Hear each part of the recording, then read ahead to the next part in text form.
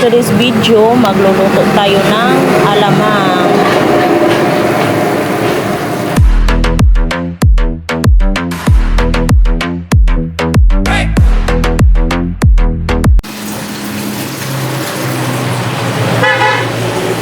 Ito ang garlic, tsaka lagyan ko ng konting sili. Ito, sili.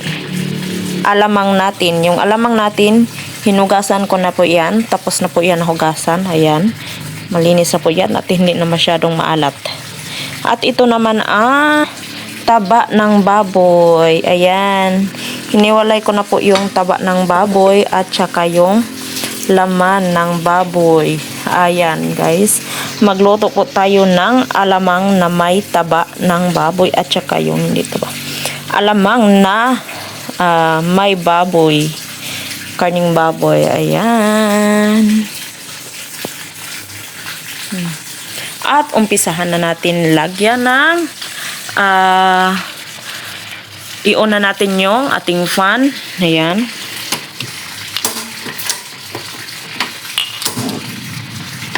Ayan. Hinaan natin konti at lagyan natin ng oil.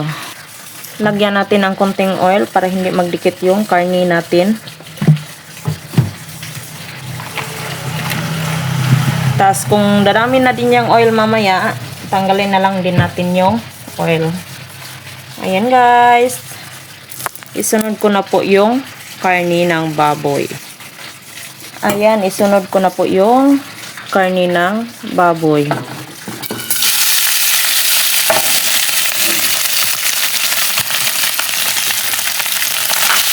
Aray.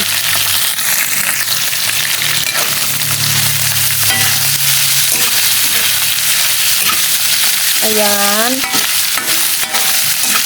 Medyo madami po siya. Kasi dadalhin natin to guys sa ibang bansa guys. I-stack natin to ng matagal-tagal. Medyo madami-dami nga siya. Kasi 1 kilo to guys eh. 1 kilo to. Tapos yung alamang naman natin is kalahating kilo lang. Kaya medyo madami-dami yung karne natin.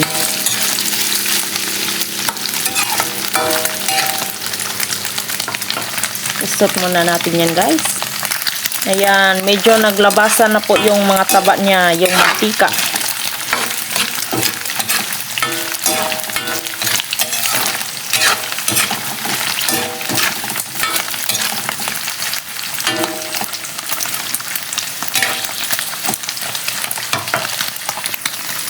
Ayan guys, dumami na po yung mantika niya. Kaya medyo kunin na natin yung mantika.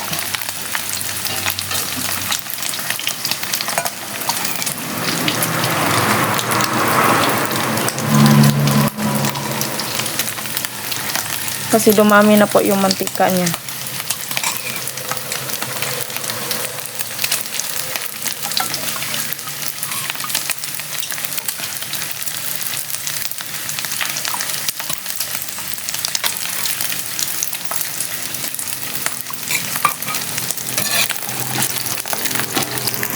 At ayan guys, nilagay ko na po yung garlic natin.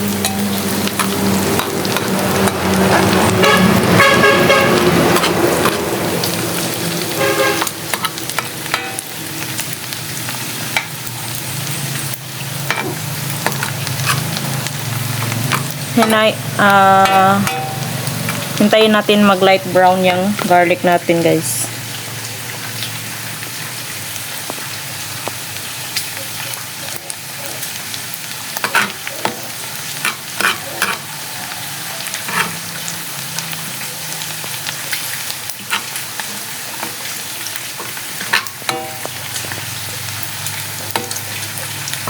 Ayan, nag-brown na siya. Halo na natin.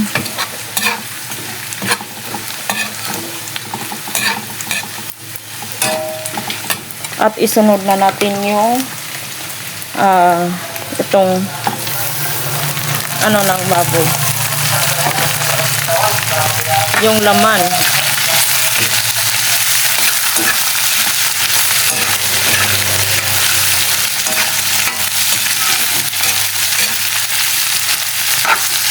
Medyo madami nga yung karne.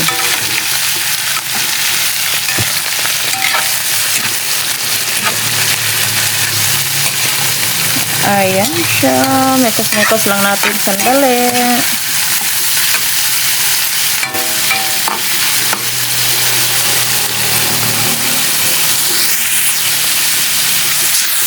Lagyan natin ng sweet soy sauce. Pampalasa. Ayan.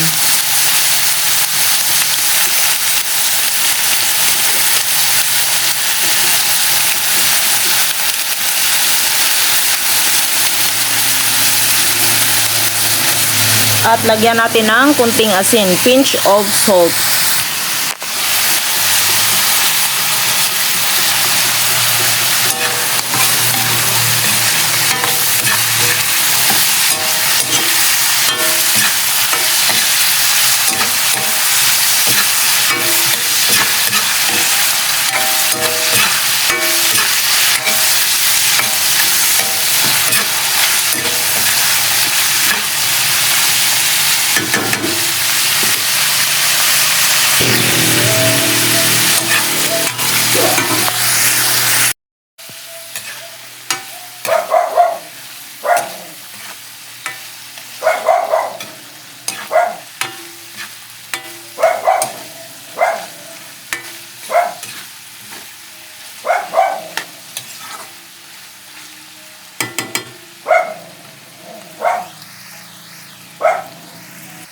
At ilagay na natin tong alamang.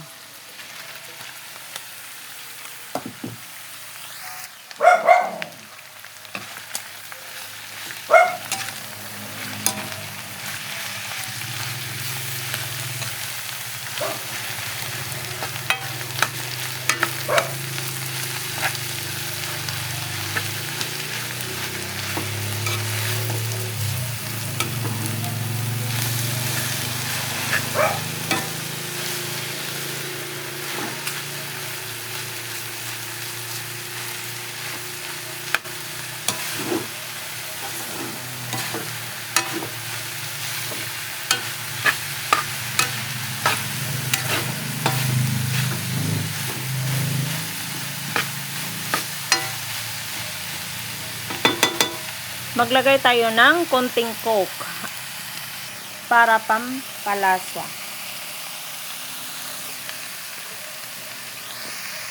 Hintayin lang natin yan maluto, guys. Ayan, guys. Tikman na natin.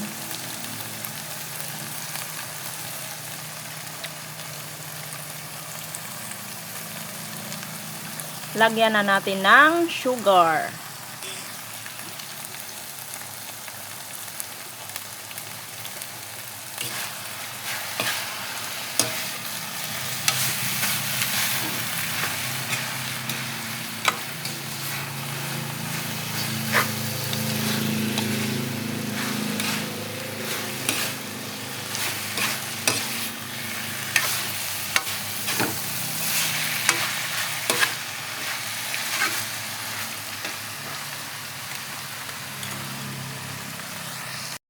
Para mas lalong tumagal, lagyan natin ng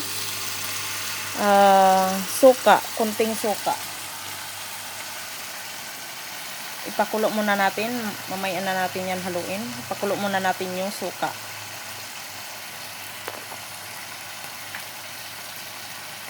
Yan, pwede na nating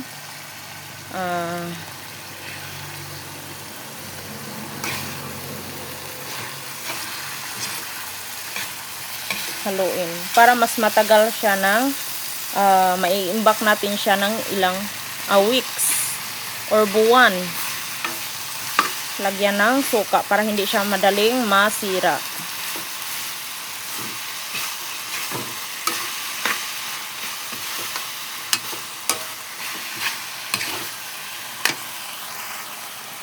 At for the last time, ilagay na natin tong sili labuyo para medyo may anghang siya.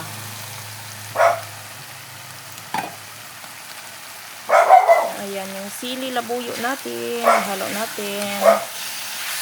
Tapos, hintayin natin konting ano pa lang, Susut pa lang ng 5 minutes na lang kulang. Ayan.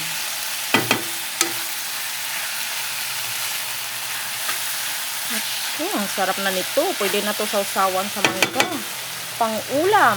Ayan guys. And thank you for watching guys.